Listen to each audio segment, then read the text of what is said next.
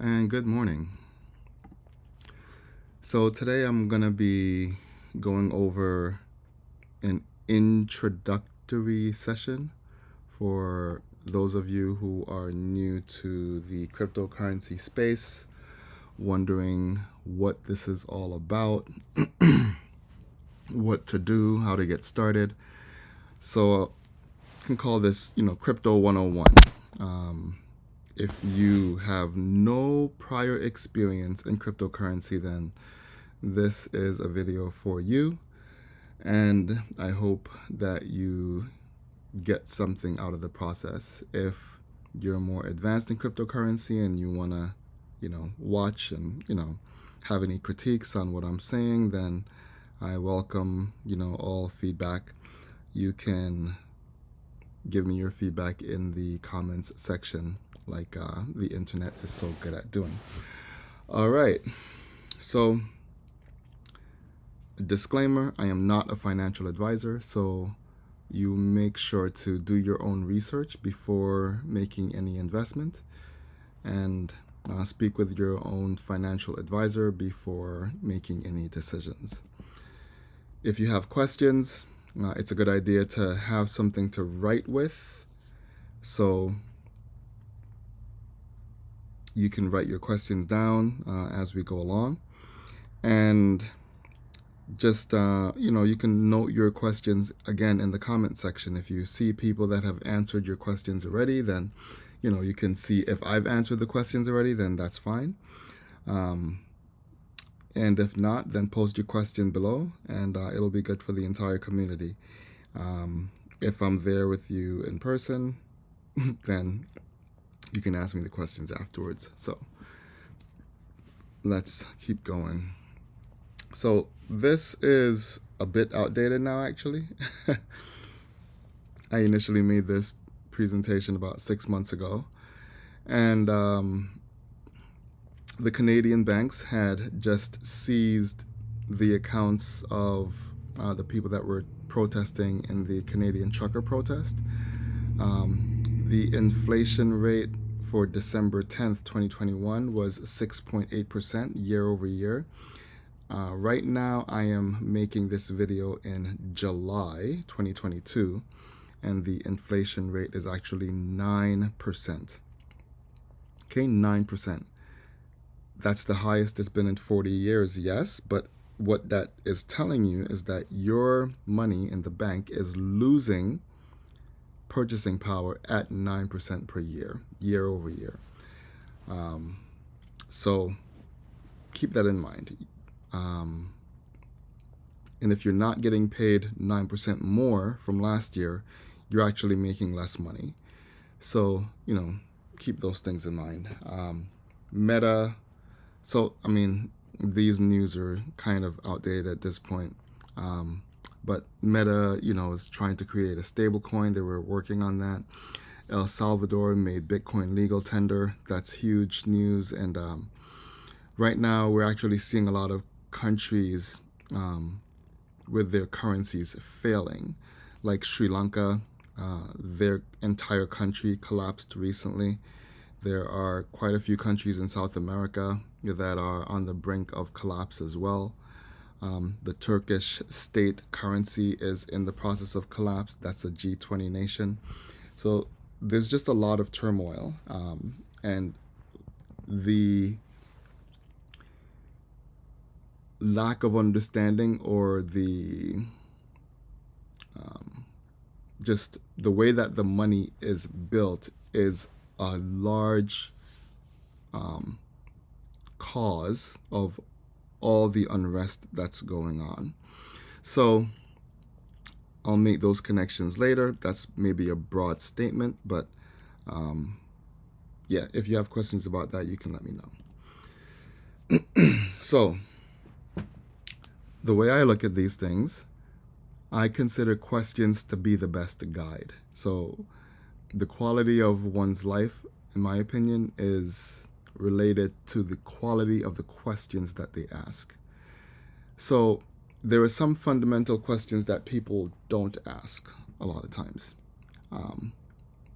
though they affect and permeate every aspect of our lives. One of the many questions is, what is money? It's this thing that you grow up using, hearing about, wanting. You can go to the store and exchange it for goods and services. Like, it seems to be this idea with magical properties. But many people don't really understand what it is. And so that's a large part of what I'm going to be talking about today, and relating it to cryptocurrency so that you can see how the two are related, because cryptocurrency is a financial innovation revolution, stair-step evolution forward for humanity. It's going to change the way, and it has changed the way already, that we're interacting on a global scale with all other humans connected to the internet. And there is no way of putting this cat back in the bag. The secret is out. So let's continue on our journey with this idea of, figuring out what money is. Okay, so you've probably heard different words used to describe money. You've heard money, you've heard currency, you've heard, debt, credit, there are all these different things that we might use to describe money, but they have some differences. So I will make distinctions going forward between currency and what I would consider, sound money. So suppose, for instance, I wanted to get, these to you. I have $100, bill, picture at least, on the left side of my screen, and I have some Monopoly money on the right side of the screen. How would I need to get those to you? Well, in either case, I would need to, be beside you and, just send it to you, give it to you. So from my hand to your hand, that's fine. I could put it in the mail and send it to you if you're further away than that. These days, we have things like the Cash App and, other various means of, sending money wirelessly that are catching on. So there are actually ways to send currency, fiat currency, wirelessly. And I don't know that this is practical or applicable on a global scale, but it is open to people in the US for the most part, as far as I'm aware. And maybe, some people in developing countries as well, other developed nations rather. So there's that. So just keep that idea in mind. We're going to move on to another idea to add to that. So this is one of the things that is really important to understand when we're dealing with fiat currency versus sound money. So on the left side here, I have a fiat currency. It's again, the American $100 bill. And these are some of the characteristics of this currency. So it's fungible, meaning that it doesn't matter which $100 you have. Like, one $100 bill is just as good as another $100 bill. So they are interchangeable. And you're not going to lose any value with that. It's also divisible, and I would say easily divisible, because, divisibility can happen, but with varying ease. So you can have $100, you can have $250, you can have $10, and so on. And the $10 is going to be equal to the $100. So it's divisible. It's transferable. So if I wanted to transfer, the value from me to you, I would just give it to you. And, it's pretty easily transferable. Again, If you're using some app, then I can send it to you digitally. You know, if I'm using a credit card to pay, then I can, transfer it to you through MasterCard or Visa or whatever. So those are a little bit more complex. You tend to, need to be a vendor to do things like that, but you get the idea. So it's transferable. It's durable, so it's not going to rot. Like if you have the reason why a banana is not good as a currency, even though it has some value for a limited time, is that if you leave it, it's going to rot. You leave it there for 6 months, it's not going to have any value anymore. It's going to be rotten. So currency, money, should be durable. It should be able to last a long time, whether that's, the longer the better. And you'll see when I start talking about gold and, some digital currencies, how that characteristic plays in there. It should be recognizable. So the American dollar has a very strong, what I would call, network effect going on right now. So it is extremely recognizable on a global scale. And so many people will accept it because they know that they will be able to redeem it for goods and services in the not too distant future. So there is that. Excuse me. All right. The fiat currency is also often issued by a government. So it has, guns and the power of the state backing it.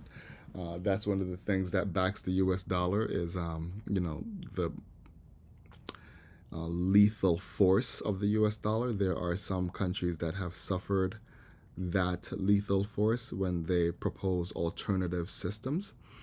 And it would be nice if it were a good store of value. It's a decent store of value in the short term, but not necessarily in the long term. And that's one of the issues. So, like I said, inflation at this point is 9% year over year. So, all right. So let's look at, some characteristics of what I would call sound money. So if we were using gold as an example of sound money, we would see that it is fungible. So it's kind of hard to tell though, because you can have a fake gold coin, and how are you going to tell, if it's gold plated or actually, real gold all through and through? You have to cut the thing or something like that. So if you have two gold coins, it should be fungible. But if you have the same weight, then, those are fine. If you know that. Gold is hard to divide. So if I have a gold bar, it's going to be hard to like get a piece of that to divide it to buy something. So gold is not really easily divisible. If you have a bunch of gold coins, then okay. But it actually is not very easily divisible. It's not very fungible. Now that I think about it, it is pretty easily transferable. And actually, that's one of the problems with gold, is that it can be transferred with or without your permission. So what do I mean by that? A lot of nations, when they go to war, the first thing that they do is they raid the reserve of the country that they have just conquered, and they take all their gold. That's one of the spoils of war. Those are one of the things that you're going for if you're trying to, if you're an aggressor to someone and you want to take their property as your own, then you want their gold. And gold doesn't care. Gold goes to the victor.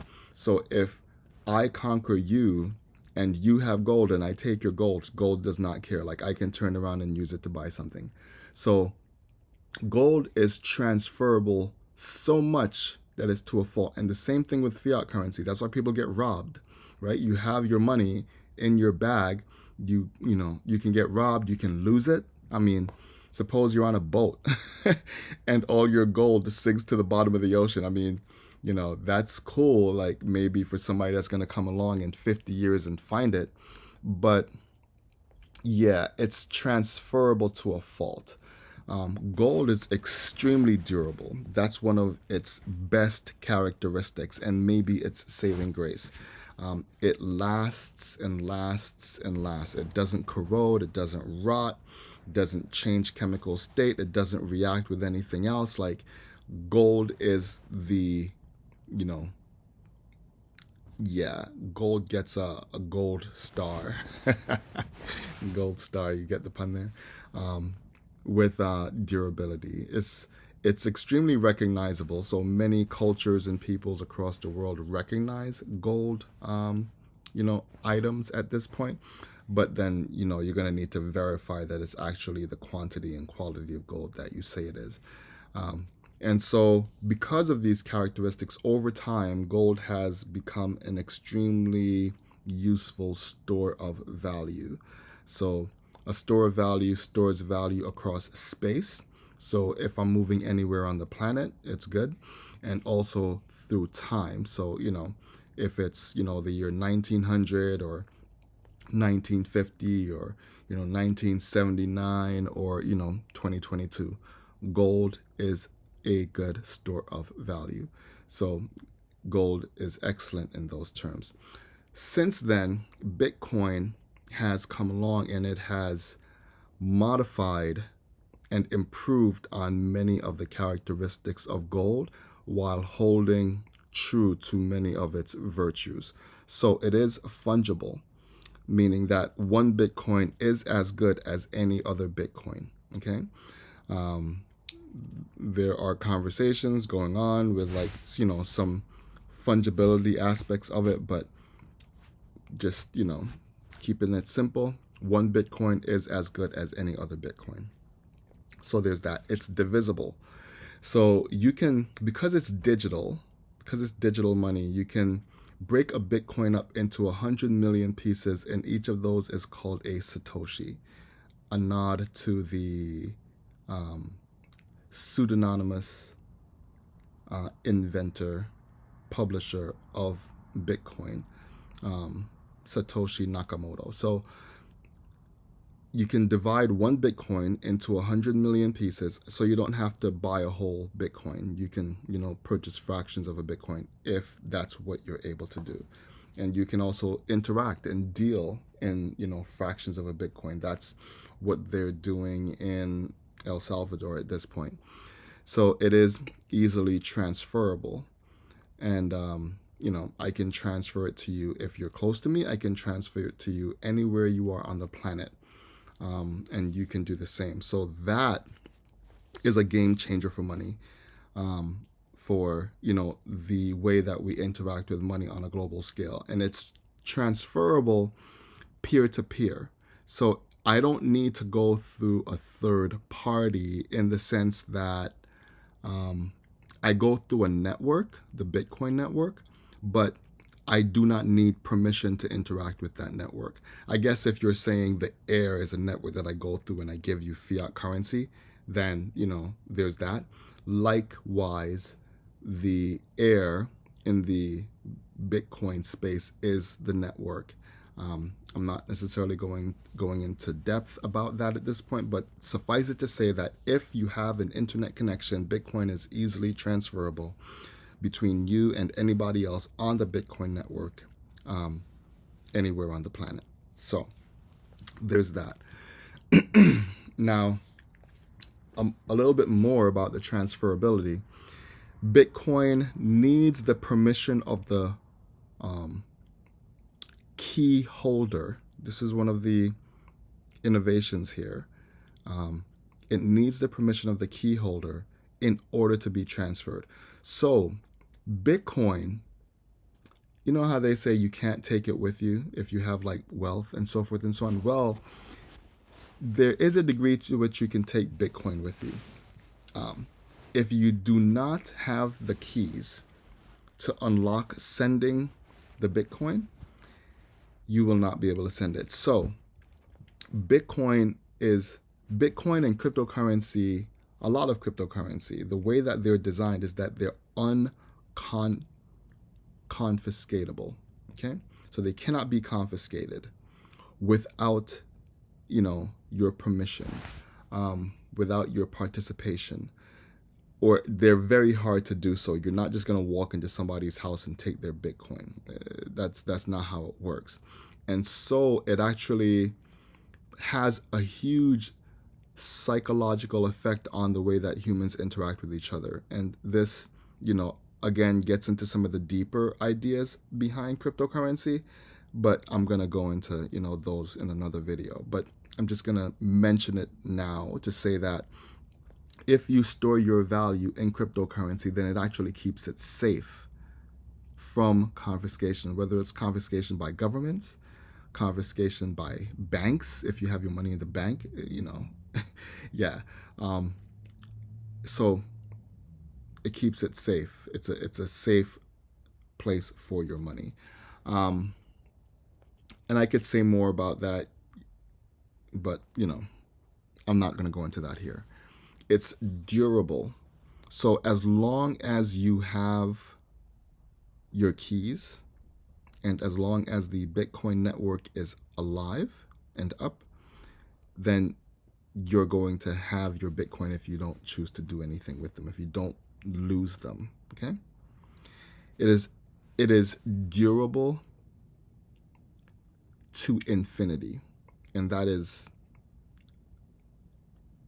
really important to understand.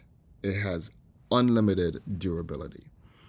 The only way that you will lose it is if you spend it, or if you actually, lose the keys, like I said. So I'm staying on this point because they say not your keys, not your coins in Bitcoin and cryptocurrency.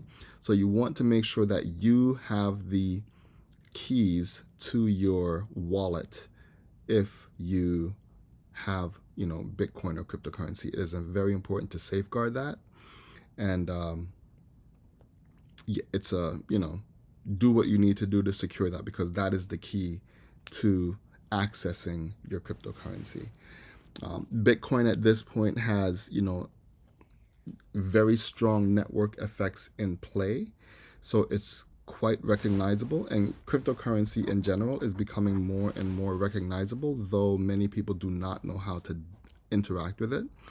So that's where I'm going to be helping you with this. And the idea is that over time, and at this point, even though it's volatile, I'm talking, on the order of 5 to 10 years, as far as, time is concerned. On those time horizons, Bitcoin is an excellent store of value. So keep that in mind as well. Okay, so some examples of fiat currency versus sound money. So the US dollar is a type of fiat currency. The Venezuelan bolivar. There was, the German, dollar, the Zimbabwe dollar, the Jamaican dollar. There are many, many more than you can count. All that have existed, more than 200 types over 200 years. They've all eventually gone to zero if they were a fiat currency. Keep that in mind, okay? All fiat currencies ultimately get to the point where their value is zero. So examples of sound money. So gold is the longest in circulation that we have awareness of at this point. There is some monetary value to silver, copper. So these are just metals because of their durability and recognizability. Bitcoin is, like I said, a step forward, is an evolution in the technology of money. Satoshi is, a unit of Bitcoin. And I'll talk about some other types of cryptocurrency here, but it's important to understand how they interact with each other. That might be in the next video to come. This one, I do focus a lot on, just keeping it simple, speaking about the innovations brought on by Bitcoin. So, yeah. So, crypto and the store and movement of value. So, does it matter who you get your money from? I mean, yes, like, you want to go to work or whatever and get money, but if somebody's, being generous and you get an inheritance or something like that for $1 million, you'll take it. So no, it doesn't matter who you get it from. People just, tend to want to get money. Do you need to know anything about the people that you get it from? Again, as long as it's, you're aware that it's a reputable source, you'll probably take the money. Now, imagine that this is true on a global scale. This is one of the capabilities that digital assets and cryptocurrencies enable. The internet is used to communicate information globally, and crypto is used to communicate value on a global scale. So one of the goals of this sector is to provide banking services to the unbanked for the entire world in a fair and equitable way, because the banking institutions in the first world countries, they're biased, even against their own citizens. You can see it again in Canada.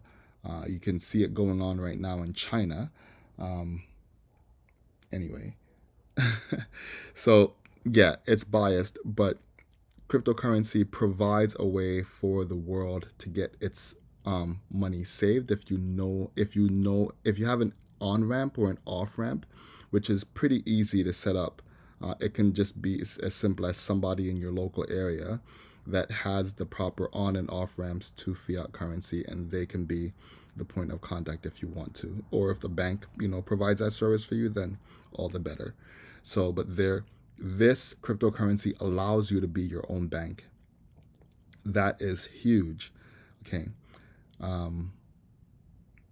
They do this by making the transactions easy and secure on a global scale. Now, it's hard to see life on the internet, life on the planet without the internet. Soon it's going to be hard to see life on the planet interacting and exchanging value without cryptocurrency. That is my perspective on where this is going. So, time. Time, I think, is the essence of our life. And there's a lot more to be said about that, but, that's for another time and place. Money gives us control over what we do with our time, with our life. We exchange our life for money. When you go to work, you're exchanging your life force for money. That's what we do. So, we're turning our life force, our lifetime into money. That's one of the things that money does. It's current fiat currency. If you learn how to get it to money, that's cool. Like, gold, Bitcoin, all those things. If you learn how to get it into money, that's fine. But when we go to work and we exchange our time for fiat currency, we are storing up the value and the time that we've, had in a certain area of our life. So the earlier you get involved with this, the better. But continuous learning is a large part of this sector. There is a lot to learn. I've been, doing this full time now for over a year. I've been doing it, in a part-time sense for, a couple decades at this point, investing in a general sense, and specific crypto investing now in 5 years. So if you're working hard for money that does not hold its value, you're essentially wasting your lifetime. Okay? So might sound harsh to say, but sometimes the truth, doesn't sound nice when it's heard. You might be working, as hard as you've ever worked, but you're getting paid 9% less this year than you were last year, unless you got a 9% raise. So some say that time is money.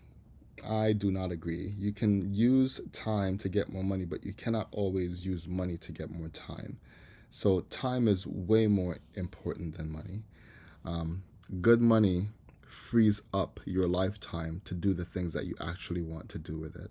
So that's why it's important to have a proper understanding of money and to be connected to a network that uses money properly so that ultimately it can get you to, do the things that you want to do with your life. That's kind of, what we're doing here. Um, so a three-stage approach. Learn. So learn as much as you can about this sector. That will, benefit you in the long run. Yes, it's time, intensive, and you might not be interested in all of it and so forth and so on, but, you know, it can only benefit you if you do that. So I encourage you to learn about this sector. If there's a way for you to earn in this sector, then go ahead and do that. And also invest when you feel the time is right. So, yeah, um, I'll go over those ideas in future videos, but those are some things to consider right now.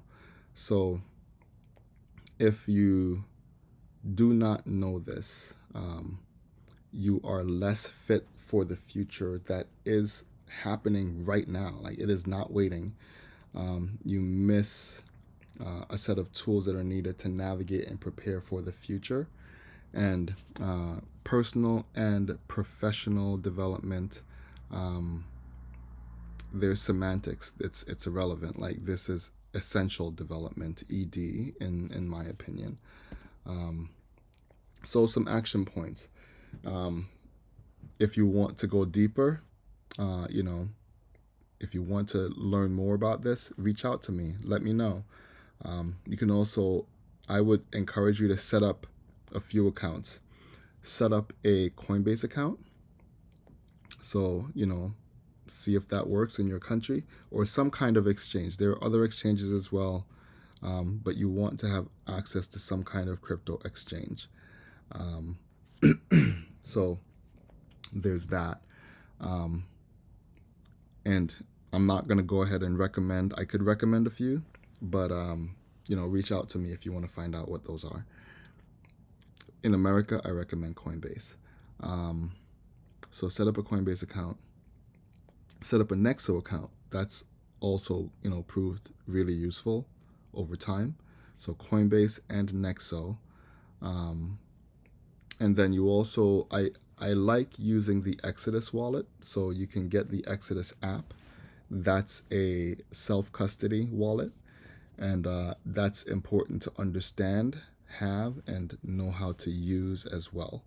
So, and I'll talk about a few other things as well, going forward. But those are some good places to start. So, yeah, if you're around me, I can be your Fiat on and off ramp. So basically, I can be your Coinbase, like a sort of, impersonal exchange or whatever.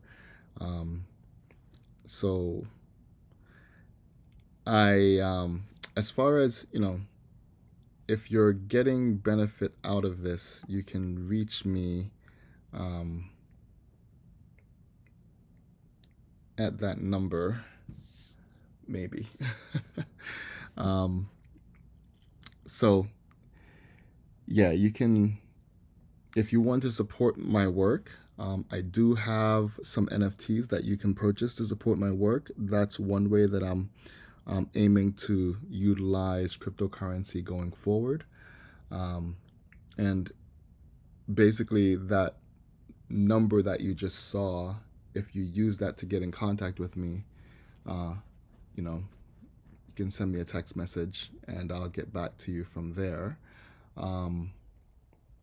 So send me your Tezos wallet address on the with the Temple wallet. I suggest you use the Chrome extension Temple wallet to, just send me your cryptocurrency wallet address with that. Kind of fumbling here because made a little bit of a blooper there. But yeah, I'm going to finish up the video here. There is a way to support my work by, purchasing some of the NFTs that are going to be in the link below. And some of them come with perks where, you have access to certain, goods and services under the right conditions. So hope this was helpful. Look forward to working with you, and hope, if you got anything out of this, then, let me know. Subscription, I guess you can subscribe to this channel if you want. You can also, vote, upvote the video. Yeah. It's my first video back in a while, so hope it all works out. All the best to you.